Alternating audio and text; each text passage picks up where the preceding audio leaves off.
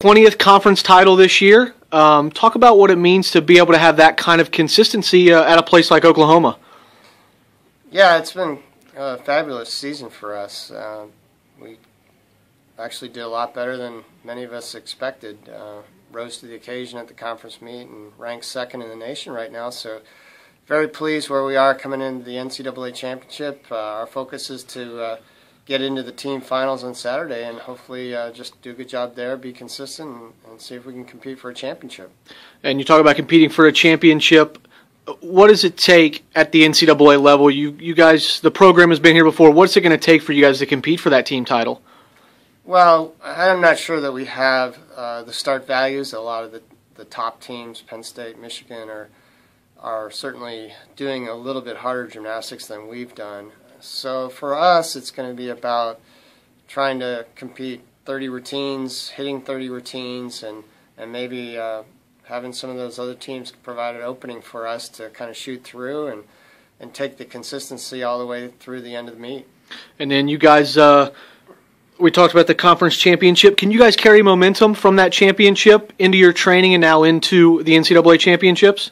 Well, I think it's built some confidence. Every time they've gone out and competed, we've done well. We've really not had a meet where there's an event that has taken us out of any competition. In fact, you know, we competed at Michigan and got down 6 points and just kept plugging away, and eventually they came back to us and we beat them at their place. So, you know, our philosophy is just doing what we do in practice, and hopefully it's going to be good enough for us to be successful here.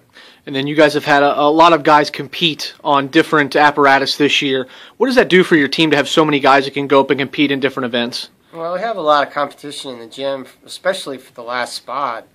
And, you know, it's a process of them understanding they're not going to go out on the floor unless we feel like they're the top 5 guys for that event. So it's been good for them. It's made it so that, you know, we're looking at the numbers, we're looking at the percentages, we're looking at, you know, if it's a routine that has a lot of risk or not. And those factors have made the decisions difficult in determining who the final lineup is. And lastly, for the fans that are going to come out to Rec Hall this weekend, what's one event they should keep their eye on when the Sooners are on it? Well, our pommel horse team is one of the best in the country if we get the job done.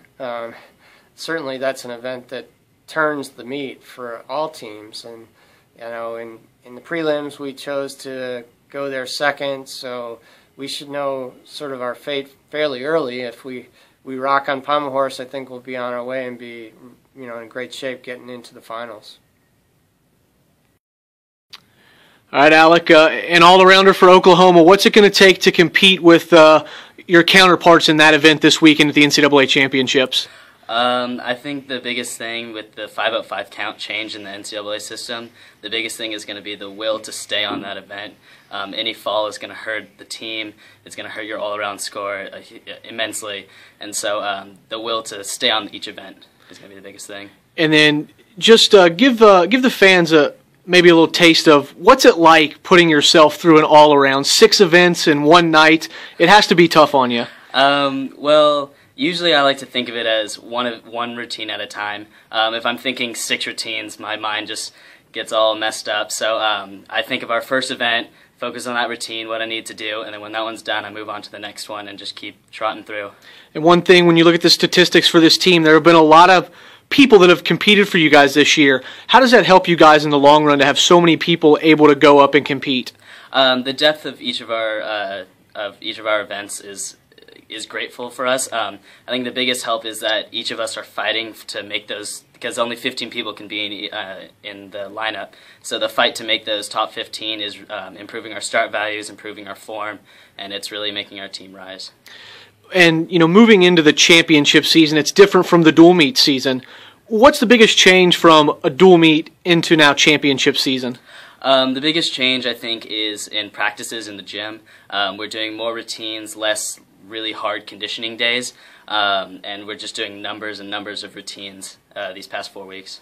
And then you came into Rec Hall probably for the first time in your career. What's your feelings about the building and the championship atmosphere? Well, I am only a sophomore, so this is my second year at a national championship, and last year we had it at home. So first of all, having the travel experience coming up in the middle of the week is really different. This gym's a little smaller than it was last year, and so we're just trying to figure out the atmosphere, get used to each event today. And then finally, if you had to tell the fans one event to watch out for when the Sooners are on it, what would that be? Our event to watch out for, I think, is going to be floor. It's our starting event. In gym, we've been killing it, and so I feel pretty comfortable in that event.